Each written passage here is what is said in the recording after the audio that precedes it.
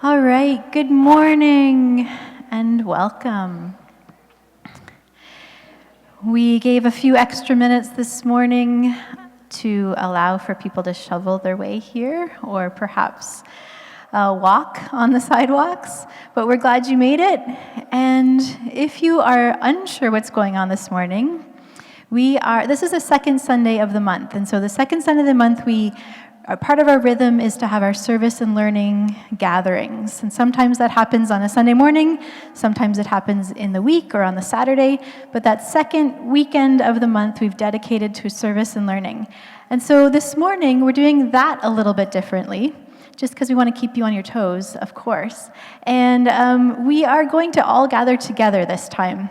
And so we're going to start in here in the sanctuary. And we were just discussing, we think we're actually a small enough group this morning that we're all going to stay together for both of these sections of our morning. And so we're going to start in here. We'll be in here for about half an hour, and then we're going to head to the gym for some more storytelling and an activity around the tables. And then we're going to end with a yummy snack. Yeah, I know. And coffee. Then, yes. Okay. Before we move on, let's open up in prayer. Would you join me?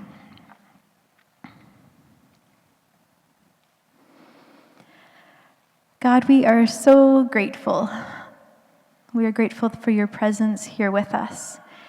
We are grateful for the ways that you continue to guide us, that you show us where you are at work in this world and where you are restoring all things. Thank you that you've invited us to be a part of that renewal. Would you continue to open up our eyes, that we would come with open hands and curious minds this morning to learn and to be open to hearing you as you continue to guide us. Thank you for this community. Thank you for the commitment and the passion that is here to see your kingdom come here.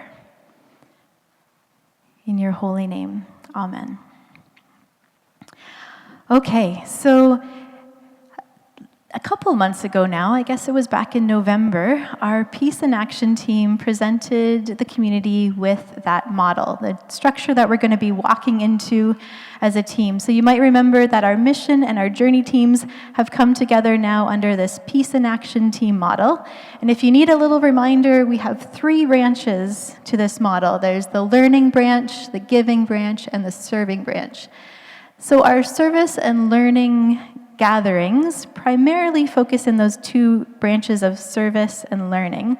We also have this giving branch, and the giving branch, well, all 3 of these branches actually have really just had their launch over the last few weeks. But the giving branch, I'm going to invite Laura and Katie to come on up now, and they're both going to just, woo, yeah, we can give a little woo.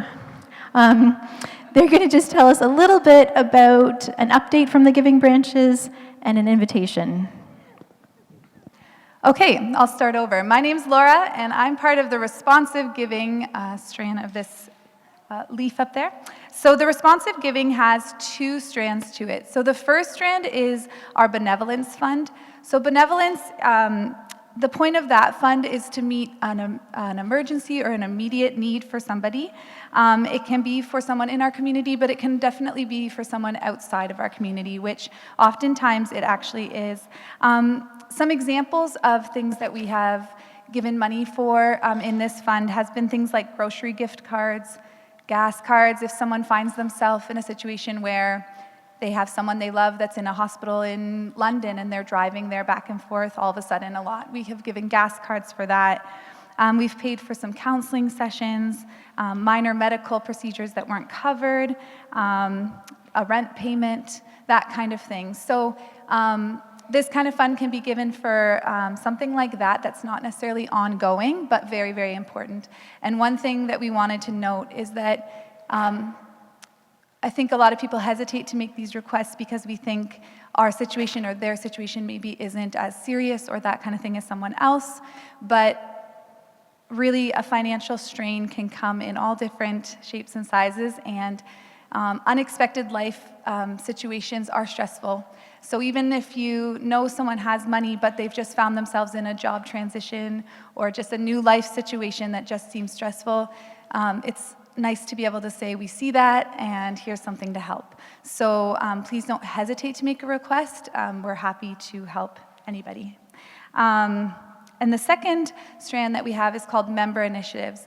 Now, this name might change a little bit, but it's basically anything that anyone in our community feels passionate about, whether it's a project or some sort of service that they want to do, and whatever they want to support kind of aligns with our Elevation's core values generally. So things that we have done with this fund is we're connected with Adventure for Change, and we've done things like giving gift cards for Christmas. We've supported a graduation party that they wanted to throw. We give to Young Life. An example would be some of our neighbors groups are doing the coldest night of the year walk, and maybe someone on one of those teams could put forth a member initiatives and say, would Elevation want to support our team in walking? One of our neighbors groups has committed to keeping little pantries in their area filled, and so they get some money through Members Initiative to get some food for those pantries. So yeah, if there's a project or something that you're passionate about that you think Elevation wants to support, and again, something like this, don't hesitate to ask. So the point of having a team, right now it's myself and Nick Clausen and Melissa Burke. The point of having a team is for us to take your request and then figure out how it could align or where it could align in this pot. So right now, there's kind of two ways to ask for this. The Benevolence has an email, and the Member Initiatives has a form on our website, or a button on our website. But we do hope to streamline. That's kind of one of the first things we talked about, is making it as easy as possible. So our hope is to have one place on the website for you to go, and then it would kind of streamline into whether you're requesting for Benevolence or Member Initiatives, or maybe you're not sure which one it falls into, and then we can help. So that will be coming, hopefully.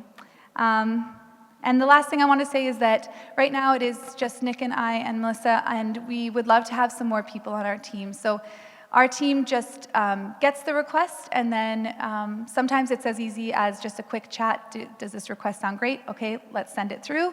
Sometimes it's, okay, this, where could it fit in, or how can we get creative to help these individuals? So, but it's sometimes you don't have anything for a while, and then there might be one or two in a week. So it's not a lot of commitment, but it's beautiful. We were just this week able to put through a request, and it's just a beautiful chance to show some love. So if you're interested in being part of that team, you can let us know, and that'd be great. We want to have at least 3 people to vote on everything to make sure we agree with it. So it's nice to have more than just 3 people. So yeah. All right, and so my name is Katie, and I am a part of the ongoing giving team branch. So our ongoing giving team is responsible for some of our ongoing partnerships and commitments. So we have 3 areas that this team is kind of holding. Number 1, we have one global partner. So if you've been around Elevation for a while, you would likely be familiar with the work of TK and Nikki with an organization called Future of Africa. We've had a long-standing relationship with them, have a deep respect and appreciation for the work that their team is doing in Ghana with Future of Africa. So our team's role is to be communicating with TK and Nikki, as well as keeping the community informed about any needs that come up and ways that we can support and pray for them. And we are anticipating a visit from Nikki and TK and their kids this coming summer, so keep your eyes open for that opportunity to hear from them, hopefully here. Number 2, we have local refugee support partnerships. So we also, here in this community, have a lengthy and meaningful history supporting local organizations who are supporting refugees in our region. So we're currently partnering financially to support Compass Refugee Center, and also we have supported Reception House, the Multicultural Center, and Sanctuary Refugee Health Clinic in the past. So our team will be exploring these partnerships and looking for ways to strengthen our connection with this work in our community. And number 3 is refugee scholarships. So once a year, we will be facilitating the posting, receiving of applications, and making decisions about the allocation of funds for the Refugee Scholarship Program. This program has grown over the years, and this year we anticipate being able to offer $10,000 in post-secondary scholarships. So that's really exciting. So we're super encouraged by the interest and engagement with this team, but we also could use a couple more people if you're interested and want to join and partner in this work. So we could especially use 1 or 2 people who would be interested in building relationships with the local refugee support partner or partners and facilitating that connection with the community. So if you have a particular interest or passion for maybe being a liaison with some of those partner organizations that support refugees in our community, then you might be the perfect fit. So if you'd like to join our team, please chat with Melissa. So that's everything about that branch. I appreciate you being here this morning, and I know it's unusual. Kids, I know it's unusual not to have Kids Quest. You don't have your stickers on. You're not going to be going upstairs. Like Melissa mentioned, the second Sunday of the month is our service and learning gathering, which sometimes happens on Sunday, sometimes you're doing something on Saturday. And a lot of you kids, as I'm looking around, I'm seeing how many of you have been involved in our service and learning gatherings. Maybe you've helped do some baking. Maybe you've gone hiking and exploring nature and connecting to God and each other in nature by feeding the birds, or out in the woods, or maybe cleaning up a backyard for someone, or maybe even our trails around here. I see some of you who have been cooking with us. Maybe some of you who have sat in here and learned some things, some important things that are good for us to talk about that we might not always talk about on a Sunday morning. Why have we put service and learning gatherings as part of our rhythm, the monthly rhythm of our gatherings? It's a good question. Why do we do it together as a community, families, kids, adults, everyone? I think it's important for us to remember that Jesus came as incarnate God to experience the human experience, to relate with humanity. And it's very easy for us to want to return God to the tabernacle, the Holy of Holies. Some of you know what I'm talking about. Some of you have never heard the word tabernacle before. Before the time of Jesus, the people of God would see God as residing in this tabernacle, this Holy of Holies, and the only way that they could access God was through a high priest, someone who would pray to God on their behalf, and they would make sacrifices. And when Jesus came, it's kind of this symbol. We don't know, maybe it happened for real, maybe it's a symbol. There was a tearing of a curtain from the top to the bottom. And I think, if I understand it right, the idea was that, you know what? God no longer was to be contained in that Holy of Holies. The presence of Jesus here as human was all over, everywhere we go. So our service and learning gatherings are maybe a chance for us to stop keeping God in the Holy of Holies, in these pews that we come to. And it's a chance for us to say, God is in nature on the hikes. God's in our conversations with each other. God is in the kitchen when we're chopping vegetables, when we're making a mess with flour, when we're packing some kits of food to hand out to people who are really struggling right now. God is in the conversations when we're asking ourselves hard questions. So why have we put service and learning gatherings part of the rhythm to our gathering? I think so that we, as a community, can remind ourselves that God isn't just here in this sanctuary. God exists in our day-to-day lives as we meet him in the birds flying and the crunch of the snow and the laughter as we build snowmen together. And God is, with us as we rub shoulders in the kitchen making ridiculous amounts of macaroni. Ask Shane, we overshot way too many pots of macaroni, but it was enjoyed. It was enjoyed by people who say thank you for sharing a meal with us. So we're going to take some time right now, And I would like to acknowledge kids. It's true, you don't usually have to stay sitting in with us for this long. But we've got some great things ahead. Right now we're going to watch a slideshow, different pictures of over the year of what have we been doing in our service and learning gatherings. And not everything is here. There's not as many pictures of the gathering at show because we want to respect the privacy of the people and the residents at show. So there's not as many pictures of that. It's hard to take pictures of our learning gathering in here. I mean, we could snap pictures of people sitting and chatting, but we don't as much. So not everything is represented. This is a capturing of it.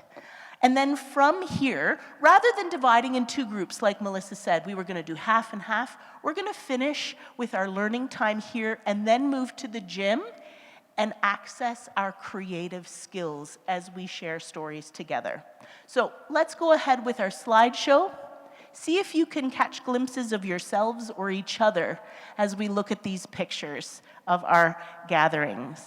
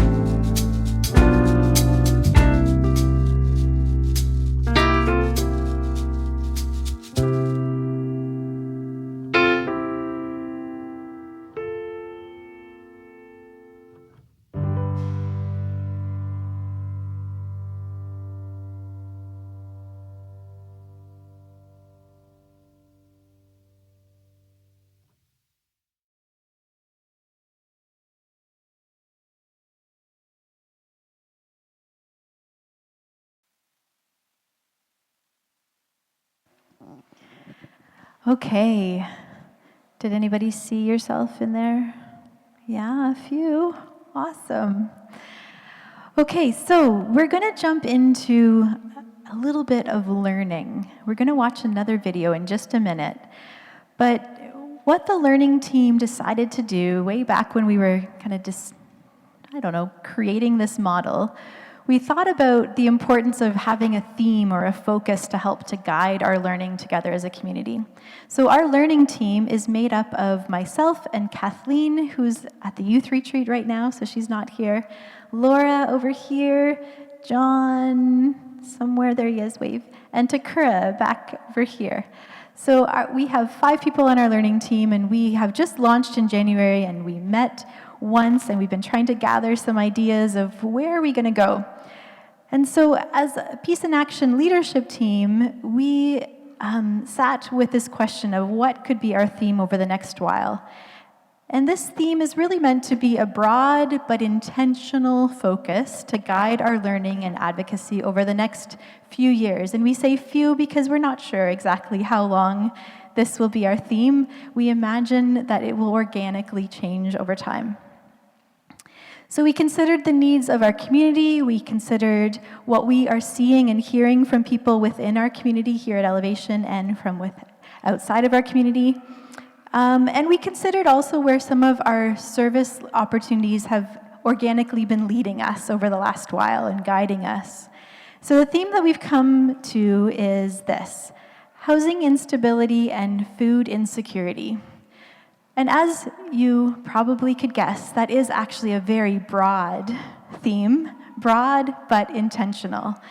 And so we are going to watch a video now. This video is about 10 or 11 minutes long, and it actually is edited to include videos from a few different places to try to just pick out some of those important statistics and information about our region around why this matters. So let's watch this, and then I'll invite the team to come up.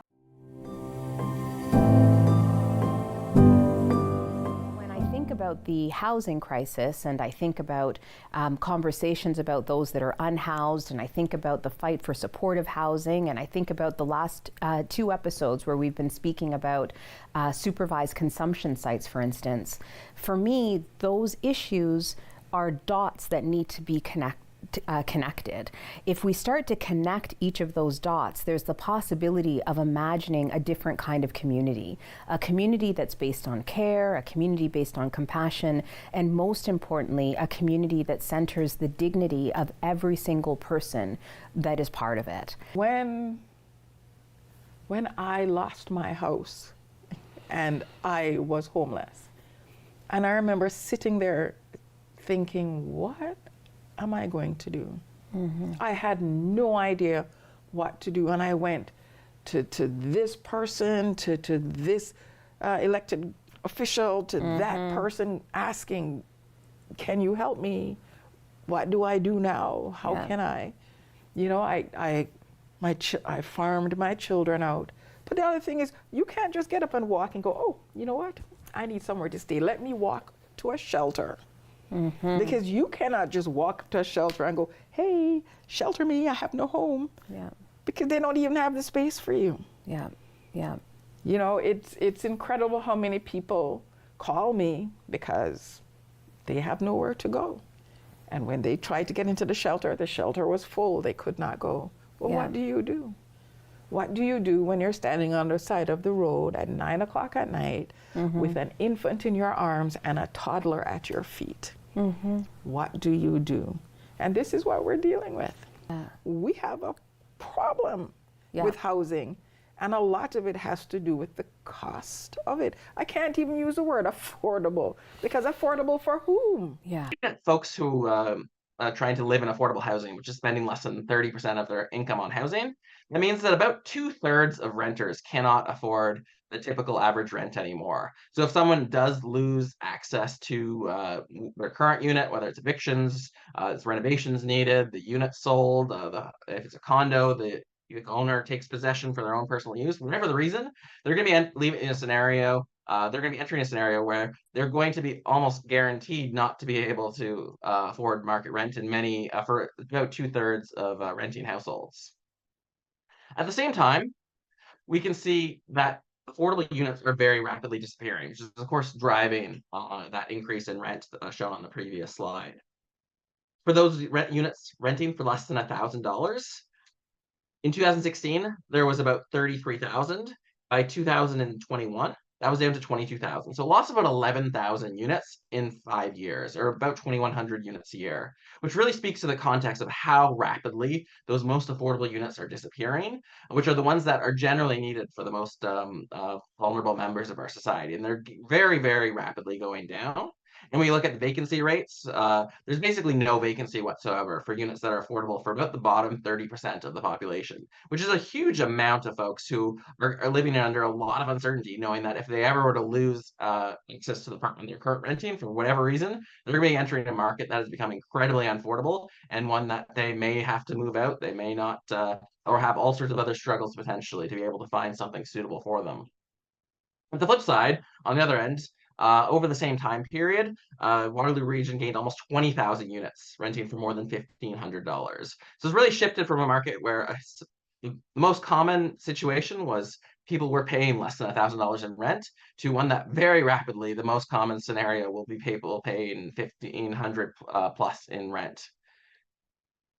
And of course, in the past, the solution for most folks was relying on community housing or affordable housing. And even back in 2015, it was something that was reasonably accessible. Like if you were to get on the wait list, it might take a couple of years to get in, but there was some hope of getting in. Where if you look at the community housing wait list now, it went from the community housing wait list has more than doubled. Well, the number of people housed each year has really plummeted. So even in 2015, there's about a quarter of folks would be housed in any given year in terms of the wait list versus the number of people actually housed. In the current scenario, about 3.5%, so less than 1 in 20 folks on the wait list are housed in any given year. And there's certainly some real investment going in from the region in terms of creating new affordable units, with 500 new affordable units being created per year over 5 years, which is 10 times as many as were being created before. But the gap really shows that, while that will make a huge difference, it will not undo even what's already come, let alone the consequences of when we look at this in the most recent year, where we've seen this 25% increase in rent, or future years where further uncertainty awaits about what might happen. So the 2,500 units being built are obviously a great start, but just scratching the surface. People who work at good jobs, who make $60,000-$70,000 a year, suddenly are using the food bank because they cannot make ends meet. Yeah. So they don't meet any eligibility requirements. Yeah. Because they make too much money. Yeah. So they are not getting help. Yeah. In this way, and they can't function that way. Waterloo region is facing an unprecedented challenges. In its 40 years of history, the Waterloo Food Bank has reached record-breaking demand. Here in Waterloo region, we are seeing the highest need for food assistance in our 40 years that we've been in the community. 1 in 10 families in the Waterloo region now relies on food bank, and over 58,000 children and adults depend on its service every year. 1 in 10 households in Waterloo region is accessing a food assistance program. Over 58,000 adults and children are relying on a food hamper to have enough food to eat. According to the MISEL, the demand is in rise over the years. Year over year, we have seen a 45% increase in the number of people who are accessing a food hamper program. According to the Rebecca Dusek, the Food Bank of Waterloo region operates as a distribution center, collaborating with over 50 local organizations. So the Food Bank of Waterloo region operates as a distribution center. That means that we collect and centralize the collection of food. We do this alongside Cambridge Food Bank. Together, the two food banks work and build relationships with the partnered organizations. Last fiscal year, the food bank distributed more than they received, £7.9 million of food against £7.8 million acquired, highlighting the growing gap between the resources. For the last fiscal, we acquired 7.8 million pounds of food, and we distributed 7.9 million pounds of food within Waterloo region. According to MISEL, food insecurity is on rise across Canada. Food insecurity is on the rise. There is a huge need for food donations for food banks across the country. The Waterloo Food Bank is facing significant challenges with its donor, and the shortage of inventory space is struggling to meet the growing demand. So the challenging thing with the food is, part of it is space, is having enough space in our warehouse to maintain a consistent supply. There's some categories that are more needed than others, and we have fewer donations, so sometimes we have to purchase food. Despite these obstacles, the Food Bank of Waterloo continues to serve as a lifeline, working with over 50 partners to distribute food to those most in need. We are making homelessness. And what do I mean when I say that? More people are becoming homeless than being housed. So for instance, we have entire apartment buildings that are being renovated. Yeah. So we have an entire apartment building of people who suddenly have to be looking for housing. Fixed income, seniors, people on ODSP, people on CPPD, God help them. Mm-hmm. They have to find housing. How will they earn their income? Yeah. So if we're not preventing homelessness, then we will continue to generate homelessness, and we will never be able to end it. We will never be able to fix the problem. We also have the challenge of we have much fewer community housing units than most countries. So we have a situation where housing prices have surged, the number of people needing to be housed has surged, but we haven't built more community housing units. So we're well behind. So even though we're building a lot more units, we're nowhere near what we need to be. We have quite a population of women and children who are homeless, and we have no shelter. And you know what? This brings me to the perfect place. So I ask all of my guests this final question. If you could snap your fingers and fix one system problem, one systemic issue could be fixed with the snap of your fingers, what would it be? What could it be? What could it be? I think the way that we compensate people who are on ODSP and on OW. And for that matter, the minimum wage. Whether you want to say yay or nay, the government basically set the poverty line. It's $2,000. CERB was $2,000 a month. At $2,000 a month, they said people can live. Well, then no one should get paid less than $2,000 a month. Period. And that, my friend, is what we could change. We cannot stay where we're at. We cannot continue to have people living increasingly on the streets, in poverty, in destitute circumstances. Nothing good will come from this. Nothing good will come from this. We cannot be like that. We have to move forward. You can't throw up your hands and say, well, this is outside of my purview because that's provincial or that. Well, listen, it's time everybody needs to come together and go, okay, we have a plan. This is our plan.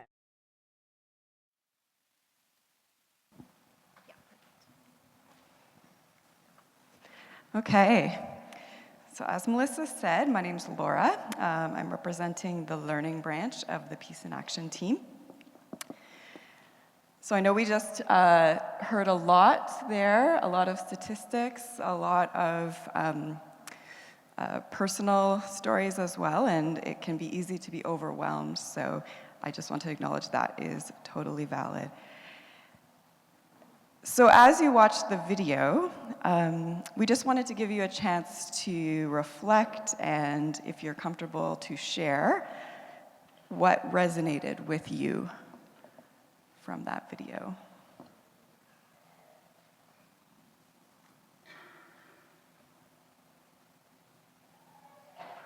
One or two people. Yeah, there's a couple questions, so let's go through those. What were you surprised about?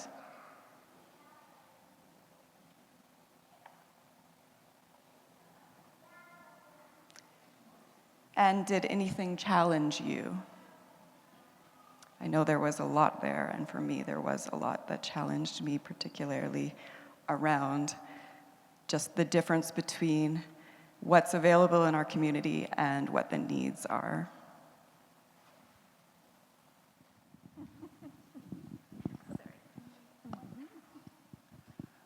I find it surprising, I guess hopeful, but confusing, that other countries have better ratios. Like, why can't we figure it out? These are not unique problems to us, but we seem to be doing particularly poorly. So that's surprising to me.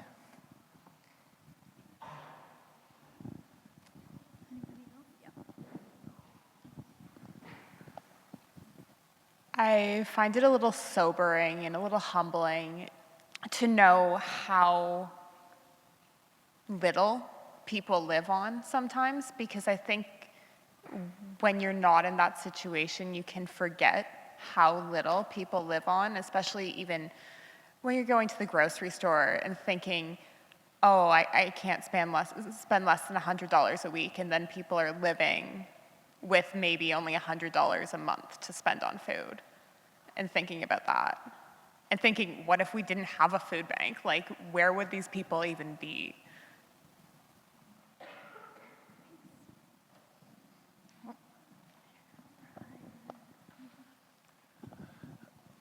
I think the thing for me that stood out to me is how much of this is driven by the financialization of housing, and seeing that decrease in affordable housing and the increase in for-profit housing. And so what we're seeing over this time is that we are funneling money from the people that have the least in our society to give the people who have the most even more. And so for me, as we look at our own finances and things like how do we invest ethically, whereas before I was thinking more about like ethical investing would be not putting money into organizations that are destroying the environment or are selling guns, it's really coming home to me that real estate can be very unethical as a means to gain wealth for myself at the cost of other people, and having to think about how do I do that.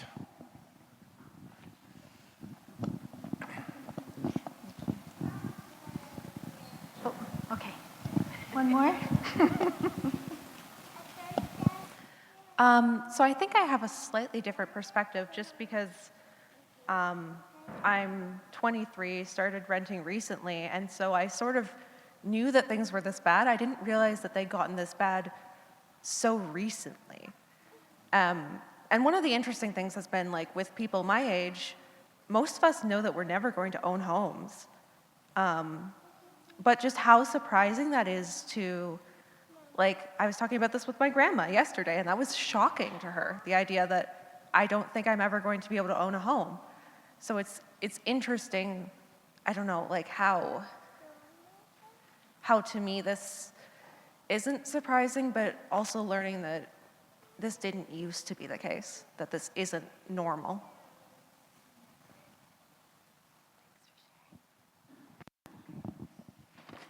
All right. If you have other thoughts, you can share them around the tables. Yes, definitely. There'll be more chances to share. Thank you for everyone who shared their thoughts. It was great. So we're just going to talk a little bit more about how we as a community are going to explore this theme. So we're going to look at housing instability and food insecurity from a variety of lenses and approaches. We will learn and hear from organizations and initiatives within our community that are addressing these issues. Some of those we talked about earlier as well. Some of the lenses and approaches we will consider are social dynamics, such as preconceived notions, stigmatization, and racial bias. Systemic challenges, such as guaranteed basic income, disability access, at-risk youth, and youth aging out of care. And we'll look at community-centered perspectives, such as solidarity economics, building communities in housing, encampments, food networks that support schools. I know there's lots there, and we'll be unpacking that in the future. And some of the lenses and approaches that we will consider include broader influences, such as climate impact, mental health, immigration, resources availability, for example, transportation systems, emergency shelters, and food sources within creation. And we'll seek to integrate Indigenous perspectives, such as land stewardship. This time I'm going to turn it to John. Hey everybody, I'm John. I'm just going to wrap us up on some of the organizations and initiatives that are kind of already looking at these issues and really trying to work on them. Some were already mentioned in the video, like the food bank and some other organizations working on food security. But you're also probably familiar with some of the housing solutions already being worked on here in the region, like a Better Tent City and Show. And if your kids are in the youth group, they've already been getting to know the people at Show, which is neat. So we're making some connections there, as well as organizations that are already working a lot on advocacy and outreach, like the Working Center and the MCC. And I think this is a place for us to start looking, like we are all here to learn about this at this point. That's kind of this aspect of the Peace in Action team. How can we learn more about the issue? And recognizing that all of these organizations already know what the problem is and are working on it.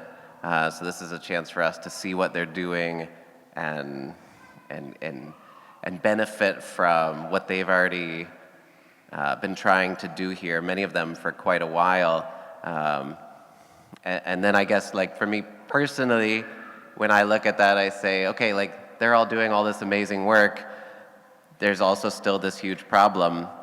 So clearly, there's more work for all of us to do, and we can start that work by learning, and then that learning is going to need to lead to some sort of change in my heart that's going to lead me to action. So that's where I'm coming from with this. Looking at the next slide, other organizations and initiatives, some that are working with youth and families, and I don't know all of these ones, but Adventure for Change and Reception House and Refugee Support. You heard about Compass, Refugee Center, and Community Health Caring or Sanctuary. And then also from Indigenous perspectives, we've got the Healing of the 7 Generations. So just a lot more places that we're looking for us to learn from and gain from the work that they've already been doing. Last slide. How will our team engage with this work as a community? We're going to have these service and learning gatherings, bring in some different speakers, see some more videos, have some more discussion, and share these with the community. Also, working with other parts of our church ministries, like the youth and the kids, to help them get involved in what we want to do.